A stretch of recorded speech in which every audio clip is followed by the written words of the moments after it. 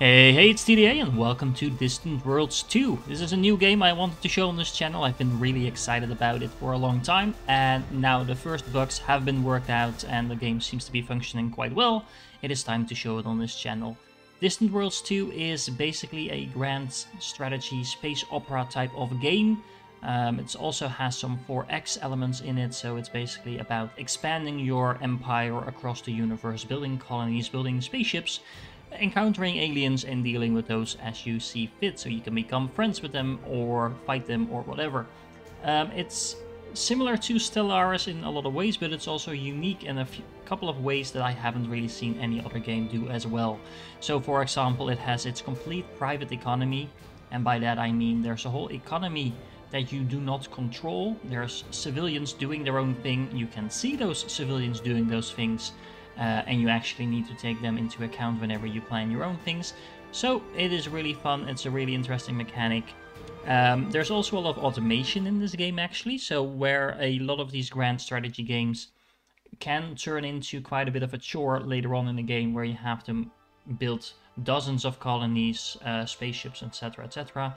You can automate a lot of that stuff if you want, but you can also take full control over those things, and this is really where this game is, I think, unique. The AI, the automation, does a pretty good job.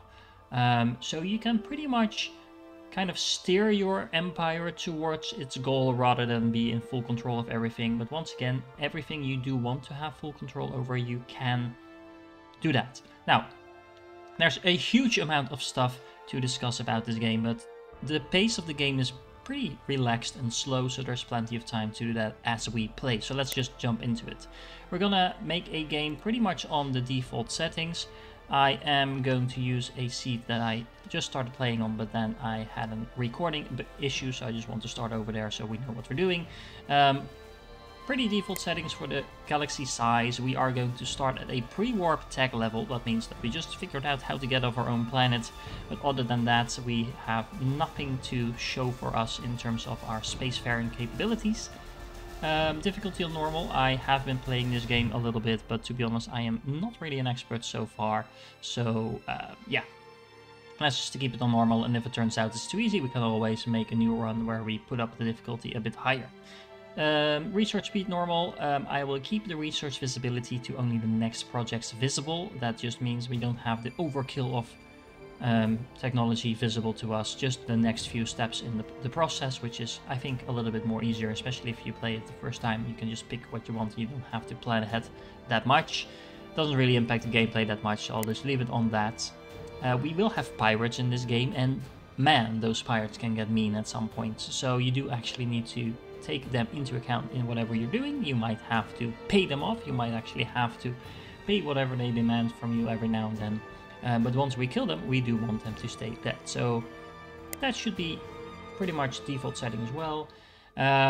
Colony prevalence and things like that. Independent colonies are kind of like mini civilizations that don't really interact with you that much, but you can pretty much just conquer them, or you can become friends with them and then colonize them and integrate them into your own empire if that's what you want to do. One thing that's interesting to note is that the colonization range limit is really I really like this mechanic actually, because this kind of forces empires to colonize planets that are relatively close to their existing empire. So that avoids empires colonizing on the opposite side of the galaxy just because there happens to be a planet open for colonization on that part of the map. Makes sense, and normally I don't think empires would colonize somewhere in the middle of nowhere. Now, we have to pick our race. There's actually, right now, it's only 7 races. The races are different in terms of how they look and how they play a little bit, but there's not huge differences in between them.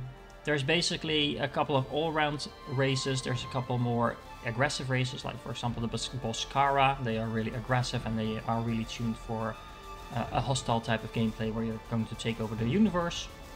The Ticans, for example, are more geared towards economy. If you're playing one of your first games, I would recommend you start out as either human or Acdarian. And humans, to take those as an example, they are pretty all-round. They have a bonus to research, which is always good. They have a bonus to diplomacy, which is good if you want to be friends with people, but they also have a bonus to war wariness. So this is basically a bonus to allow you to keep fighting a little bit longer in your wars. They also have a bonus to espionage, which again comes into play quite a lot when you're interacting with other civilizations, and the trade income is just a boost to your income as well. So all in all, these are pretty decent all-around buffs. You're not penalized for anything. For example, if you compare that to the Boscara, they will also have bonuses, but for example, you cannot really do diplomacy with them, but you can fight with them really well. But for example, in this case, they don't have the overall all research bonus, but they do only get a research bonus for specific weapons research. So, like I said, this is more fine-tuned. I don't recommend this for your earlier gameplays. Another race that is really good to start out with, a little bit less all-around than the humans, but pretty good still, is the Agdarians. They still have the bonus to all research. They also get construction research bonuses. Basically, this empire is kind of built around expanding and making sure you can pay for those expansions. So a pretty solid choice. I think I'll just stick with the humans for now, and let's pick those. We will be called the Actuarial Society. Let's pick a flag. I like this one. And we need to decide what our initial government is going to be. Generally speaking, I would recommend that you either pick democracy or republic first. Why? Well, both of them are pretty well-rounded for the early game. You get a penalty to things like troop recruitments, but you're not going to do that in the first few years of the game anyway. So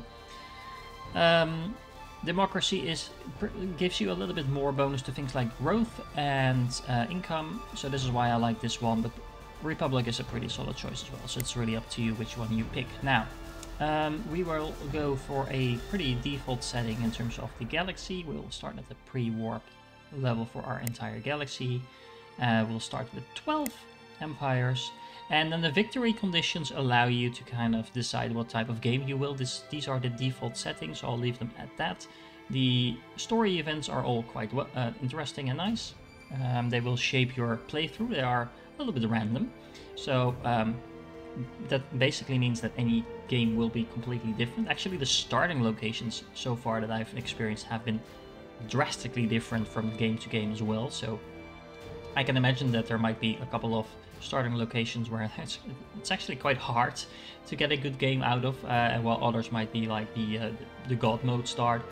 The win conditions is basically how you win the game, and if you turn some of them off, you will have more focus on the remaining areas. I'll just leave them all on. It's pretty good to go as is. So let's start up the game, and then we can talk a little bit on how the game actually plays. And like I said, the game is really slow paced, so we'll have a lot of time to kind of go through things. But there's a few things that I do want to show you right at the start, because that will help you kind of understand what's going on. Alright, our faction is known as the Actuarial Society. Our government is democracy. We are the humans who are typically aggressive and careful. Not entirely sure how you're both aggressive and careful, but that's apparently what humans are. Humans have natural skills in all research, diplomacy, war weariness, reduction, espionage, and trade income. Our leader is Duran Tarfon, skilled in industrial research. Well, that's quite nice. Our home colony is Gurki 4, a continental planet in the Gurki system. Nearby is the rocky metallic moon Aprod something. Our faction has primitive technology. We are just beginning to take our first steps into the space. Explore, expand, and conquer. Let's get started. And this is our system. This is our planet incoming here. And the game will unpause, I think, when we zoom in. Yep, so I'll pause it back again. So just to zoom out a little bit, and yeah, just the scale of the game is huge. This is the entire galaxy. This is all stars we can visit. But for now, we will be stuck in our little starting system. As you can see, there's quite a few things to do in our starting system as well, so we won't be bored at all. But given the fact that we just figured out how to get off our planet, we won't be going that far for the moment anyway. Now, there's a few things that I want to show you. Like I said, this is the state economy, so this is basically your own money with income and outcome expenses. You can see the same amount on the top right. For now, it seems that we're running a deficit, but that's not actually the case. That will kind of sort itself out over time. It fluctuates every now and then, but it should be fine. But there's also a private economy, so this is money you cannot touch directly yourself. this is the civilians and basically corporations and things like that that will be doing things like mining for you, transporting items between your planets and so on, but you cannot control this directly. So really fun. You might actually be able to see a couple of spaceships for them and so already. Yeah, so for example over here, this is a mining ship. It's blurred because it's not actually completed yet. It will be constructed. But this mining ship we will not be able to control. This will be doing mining, it will be flying around, it can be attacked, etc, etc. But it's under complete control of our civilians. Now, what else? One very specific thing about this game is it will allow you in your policy settings to automate whatever you want. So for example, colonization is apparently the first thing on the list. Right now it's set to suggest. So every now and then the advisors will be, hey, there's a planet here that you could colonize. Should we go ahead and do that? Question mark. And then you can say yes or no. You can also set it to suggest and execute. So if you don't reply, it will actually start to colonize that planet for you. And you can completely automate it, and it's like, okay, I don't want to hear about colonization ever again. Just go ahead and do whatever you think is right. On the opposite side of that spectrum, you have the option to take complete manual control. You will not get suggestions. Colonization only happens when you say so. In general, I like the suggestions. They can get a little annoying every now and then, especially when it keeps asking you to do something that you have no intention of doing. But all in all, the suggestion button is quite nice. Now, there's a few things that kind of have no go between in terms of whether you want to automate that or take it manually. Research is one of those things that I think was originally set to automated when I started up the first game. And this is really something I recommend that you take full control over yourself. So this is, I think, the only default setting that I really recommend that you change initially. Although it's not the worst thing if you don't. I actually think the first few resources that it does by itself do make sense. But if you want to beeline for, I don't know, a specific, for example, you're planning a war, well, you might want to research some weapons and defenses, and there's no telling whether or not the AI is actually going to do that for you. I'm not going to go through this entire list because it's a very long list, but as you can see, you can optimize pretty much everything from research to military to diplomacy, etc, etc. We'll leave all the settings as is, and most of the settings by default are set to either automated, which makes sense in a few cases, like for example exploration is automated initially. You can actually kind of set it to how to prioritize which things first, but we won't go into that in detail because I want to go to research. Now the research tree is quite massive. As you can see, there's a lot of research to do. But it's quite well organized in this. Each of these different colors basically indicates a different terrain of research. So at the top here in the red, we have all kinds of weapons. We already start out with kinetic weapons and missile weapons, but if we want, for example, torpedoes, we would need to research that. You get all kinds of details about the weapons themselves. You can go into that in a lot of detail, but you don't have to. Again, you can just set the game to make the select the weapons for you, and it will typically do a fairly good job at picking the optimal weapons based on what you've actually researched. However, weapons is not the first thing we want to be looking at because, like I said, we only figured out how to get off our planet. First thing I do highly recommend that you go for is the early warp field experiments. This is basically something that will allow you to jump around your system. We will also do a crash research that will basically double the speed of this research. Will take a lot of money, but it's worth it because this will basically allow us to actually do stuff in our own solar system rather than just fly at a very low speed. And you will see how low that low speed is in a moment. Now, this is our planet. We have 2 billion people on it. They're generally speaking quite happy. We have some resources, so we have carbonite as well as polymers on our planet. We also have a facility on our planet that I think we'll get a pop-up in a moment for. We are currently already building an exploration ship and a construction ship, both of which make sense because we will need the construction ship to do anything in our system. And the exploration ship will help us actually explore the system so we know where we can build stuff and what there is to build over there. We are also going to want to queue up a small spaceport.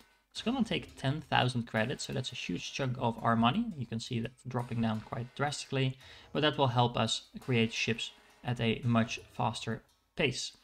Now I'm actually also going to build another exploration ship, another construction ship, so that now we have 2 of each. The construction ships and exploration ships are really needed to get our economy going. Alright, so you can see the spaceport just popped up as well. And now we get another pop-up for the story. In the ancient city ruins, we have made a curious discovery. For countless generations, we have looked to the stars while living among the remains of the civilization of our ancestors. Tales from those days of a terrible cataclysm which destroyed them were passed down to us, but only recently has our science allowed us to better understand the artifacts they left behind. We now know for certain that we are not the first of our kind to leave our planet. They went to the stars before us and left a path for us to follow in the form of these ancient relics. Our long study of these ruins has helped us to learn to construct starships and possibly even faster than light travel without the effects of time dilation. We have also recovered a great many unusual resources vital to these technologies from the ruins. Most of these resources do not otherwise exist on our world and must be used carefully. As our first priority, we must find more of these resources our ancestors had access to allow our research and exploration to continue. We must also complete our hyperspace research to allow us to much more rapidly explore our system and beyond. Well, good thing, that's what I just did. Perhaps our ancestors are still out there somewhere waiting for us, but the legends of destruction mean that we must also prepare our defenses for whatever we may find. Well, that sounds ominous. We have found technology that has advanced our understanding of early warp field experiments. So as you can see, our tech research actually jumped up to 50%, so that's really nice. And we have found technology that has advanced our understanding of research labs. So that's another research that we can do. And the ruins provide us with plus 7% colony development, plus 9% colony income, plus 9% reactor research, which is really nice, and plus 5% scenery. So that's basically just a bonus to how comfortable people will be on our planet. All right. Apparently you can set the speed of the game to either a quarter speed or plus 4 times the speed. The normal speed is pretty good. We have a starship constructed. Good for us. And this is our first exploration ship. And where is it? Is it over here? No, it's not. Which one is it? Which one is it?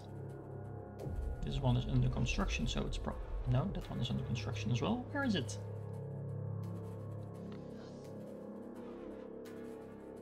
Hello, hello. Oh, here it is. There it is. There it is. As you can see, our little exploration ship is going to travel. Where is it going to? Over here is a gas giant. Now the gas giant is a long way away. So if we zoom in a little bit, you can see it moving. See it moving? It's barely moving. It's really slow. And that's because it doesn't have the skip drive yet that we're currently researching. At this speed, there is no way it's going to reach that planet before we actually research our skip drive. So I'm actually going to change this for the moment and send it to this planet over here. And I think we can control click. Let's go survey that. Are you doing it? Are you doing it? It says so. Why are you not turning? Oh, you are actually turning. I was wondering. It seemed to be flying in the other direction. Yeah, these ships are really slow at first, but that's why we are kind of beelining for this research, so we can actually speed up the planet. As you can see, it has only a very small range. As soon as we will research the skip drive, it should jump to anywhere within this system, within this ring. I think it's actually a larger ring even than that, so it will be able to kind of jump instantly to this planet, or maybe even one of the further planets out. So yeah, where am I zooming into? Oh, there we go. In the meanwhile, let's speed this up a little bit. In the meanwhile, we have other ships being constructed as well. So we have now trading ships being constructed. We have another exploration ship, of course. And we are actually getting paid for those ships. So whenever the private economy decides it needs more ships, it is basically going to use our spaceports in order to make those ships, and they will be paying us to build those ships for them. So that's really nice. They basically transfer the money from the private economy to our own economy, our state economy, and thereby we are benefiting from that. Now the resources themselves, as it was mentioned in the intro, we have a lot of resources on our current planet already. So you can see, for example, we have 700, 800 of these more rare resources. We have a lot of Caslon, which is basically the fuel. But we actually do not have access to most of these resources. We do have polymers and carbonite, as you can see, so we're producing those at a pretty decent speed. But for example, Caslon, which is the fuel for our ships, by the way, is rapidly running out, and we only have 12k. So we need to prioritize getting a place for that to actually get more Caslon, but there's none on our current planet. So we do need to make sure we are expanding to other planets quite rapidly. Now, as you can see, our exploration ship just arrived. It's now sending out little probes to kind of survey this planet. Now, the way that works is it currently has exploration level 1, and as this ship is surveying the planet, this exploration level will go up, and we will discover whatever there is to find on this planet. Now, it could very well be that there's actually something on this planet we do not have the sufficient capabilities to actually find them. Let's pause there for a moment, because we discovered all kinds of nice items. So we actually have found a plus 40% construction research bonus on this planet. So if we build a research center over here, that will be very useful. Let's dismiss that. We also found another source of Exulon, and we found a resource of Mepnar. So these are all resources. And if we now go to the mining overview, this is the resources we have, and this is our production. But you can also go to the new mining locations. And why is it not showing that? I might have paused it a little bit too quick. There we go. So for example, now it will be showing that we don't really have a use for Exulon, but we do have a use for Mepnar. These percentages are all quite well. So what we can do is say, hey, go build a mining station over here. And now there will be a construction ship on its way to build a mining station over here to do exactly that. Similarly, we should also have an option here to build a research station, although we currently do not have the funds to do so. So we'll have to wait for that a little bit. But that's another thing we will definitely want to do as soon as we get some access to that. However, in the meanwhile, we have to wait for our research to be complete. Let me think, is there anything else we really need to discuss at this point? Well, if you zoom out, you get a better overview of the different planets in your system, so you don't have to manually go through them one by one. We currently are on a continental planet, whereas there's also a deep ocean planet. I'm not entirely sure if we can actually colonize that. My previous testing playthroughs were actually not with humans, so I'm finding out what works for the humans as well as you are. We have a rocky, sandy desert. Doesn't all sound all that friendly, honestly. We have a rocky asteroid, we have a gas giant, sulfur volcanic moon. That definitely does not sound all too friendly, but there could be a lot of interesting resources on these planets. All in all, I expect we might actually want to find a colony outside of our first system. So once again, that is why we have to be aligned to those resources that will actually allow us to do that. Speaking of research, we probably want to... Oh, we can't actually queue up the next one, because I do want to take the next research after this as well. Because that will allow us to actually get our first hyperdrives that will allow us to leave the system itself. And this is very interesting. So the construction ship actually had to gather the resources. You can see it's carrying all the resources that it needs in order to build a mining station over here. So it's not a situation where we magically get resources going to our economy. No, the resources are actually on the planet, and if you need that resource on the other side of your galaxy, you're gonna have to find a way to get it there. We built our spaceport, so that's really good. It provides a place for trade and commerce, but also refueling and retrofitting of our ships. So that is really nice. And yeah, we have now researched our hyperspace technology, so that is really good. Let's pause the game for a moment and select a new research. I do want to go for the stable warp fields. We will need to pay a little bit of materials as well as credits in order to actually start the research. That's interesting as well. You can just queue everything up. And now we have a skip drive.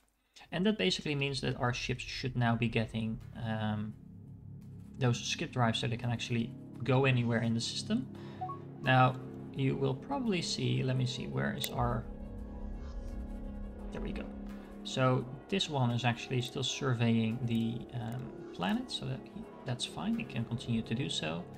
And as soon as it's done with that, it should, I think, go back to our core planet and start retrofitting itself. And the retrofitting means that it's basically, that actually he might be beaten to it by this lonesome remorse. It's the Mark 1 Traveler, so this is the base ship, but it still says under construction, but I don't think it actually is still under construction. Where is it? Where is it? Anyway, it doesn't matter. Because, like I said, our other spaceship, our other exploration ship, just finished the surveying. It is now flying back to the spaceport and will be retrofitting in order to get better engines. And that will probably mean that soon we will see it jump off to one of these planets, probably the gas giant, honestly, in order to go and survey that, and you will see how much faster the speed is once we get to that. Yeah, we built another ship and another construction ship as well, so we have all our construction ships ready to go. And now it's recommending us to build a lot of exploration ships. 3 more. How many? Yeah, let's just build 3 more. That sounds fine. It takes a huge chunk of money, but that will allow us to quickly do a lot of research. We actually do have a lot of asteroids around our planet as well, and which you can actually explore. There could be resources on these asteroids as well. They are typically not the most exciting things in the world, but they can still be of use, and well, we might as well make use of that if we have something to do with them. Let me see. How are... there we go. I was about to say, how is our retrofitting going? Well, it is just completed. So if you look at the ship over here, and I'll actually zoom out, otherwise we might miss it. It is now doing the first hyper jump. And as you can see, that goes a lot faster than our ship was flying before. It's not instant, but it's close enough. And now our ship is almost instantly next to our gas giant. It will move in a little bit closer and start surveying that as well. Now, the same thing holds for all the civilian ships, by the way. So, for example, we have this light trader over here. All these ships will start upgrading themselves as we unlock more and more things like weapons, shields, engines, etc., etc. And we will get paid whenever they do so. New resource discovered. We have found steel in the Gurkey system, and that is actually on this asteroid. So like I said, asteroids, really cool things as well. And those will be surveyed as we go along.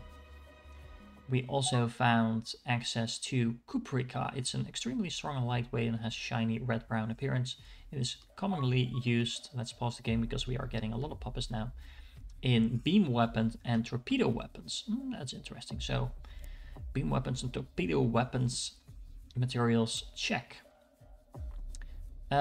There we go. So we also are now reviewing whatever there is on our gas giant, and now we found, as I predicted, we found Caslon, which is a common gas that is a universal reactor fuel. So very important. That's definitely something we want to focus on. And on the same planet, we apparently also have argon, which is a gas that is used in weapons, shielding, and reactor components. So 2 items that are really important for pretty much everything that we might want to do. And then either we can click on the planet and you can see there's a little bit of argon. Yeah, argon, and quite a nice supply of Caslon. And if we check out the mining locations, they should now be popping up. Hello? There we go. And we definitely want to send a construction ship to here. And we actually did construct our first mining station. So the first mining station is completed now on this planet. And if we zoom in on that, turning it down a little bit and pausing it, as you can see, we are now collecting materials on this mining station, and we will probably see some mining ships and things like that. Yeah, you can see our light trader starting to move. They are going to collect these resources from our mining station. And this is the civilian economy once again in play. So What else is there to do? Assign a mission, build a research station. Yes, that's probably a good idea because of the huge construction bonus. I did want to make sure that we sent a construction ship to our gas giant because we definitely want that reactor fuel, but the research bonus sounds really good as well. And it's also suggesting that we build another construction ship, and I think I'll do just that. Like I said, the suggestions are pretty decent most of the time, especially in the early game. The game kind of knows what you should be doing. It's things that I would probably do myself anyway, but it doesn't hurt to get kind of nudged into the correct direction. For example, you might have noticed that it's not actually suggesting that we build any of these mining stations at the moment. Might actually pop up quite quickly that it does suggest us to do that. But you don't want to just randomly go and build mining stations at every single small asteroid because mining stations do cost you money. So you do need to make sure that you're building it somewhere where there's actually enough use of that. It's set to priority, so the game kind of knows what it is that you might find the most useful. Right now we do need a pretty decent amount of steel. So if we have any other construction ships left, we might actually want to consider building a mining station here. It will give us access to some steel, some more Mepnar. We already have a decent amount of that on our mining station on the large planet, but hey, a little bit more can never hurt. And as a bonus, we'll actually get access to a huge amount of Cuprica. So if we ever decide to build torpedoes or beam weapons, then we'll be good to go. So let's queue that up as well. As you can see, it doesn't instantly assign a construction ship because that will probably be done by the construction ship that we have still to build, because one of them is building a mining station over there and then the other one is actually building the research station. So that's a first glance at the game. This is a very long game. I intend to make this probably a daily series or something very close to that. I'll keep them relatively short so you don't have to dedicate 1 or 2 hours of your day to keep up. Probably around something like 20 minutes to 30 minutes, depending a little bit on what happens in the episode. Just a quick episode, but at a high pace because this game is quite long. So if I do it once every week, then it's going to take us a few years to get anywhere. The game is actually available on Steam. If you want to support the channel, you can actually buy it through my Nexus store, which I will link in the description. It gets you a Steam key, so if you are intending to get the game and you want to support the channel, that's a very nice way to do it. No pressure. If you want to get it to other channels, then definitely do that. It shouldn't cost you anything else, anything more than when you buy it on Steam, but please do check it before you buy it through the Nexus store. I would hate you to pay more just because you want to support me, although I would appreciate it, of course. And yeah, I think that's pretty much it. So don't forget to join in for the next one. I hope you enjoyed this one. And yeah, see you in the second episode.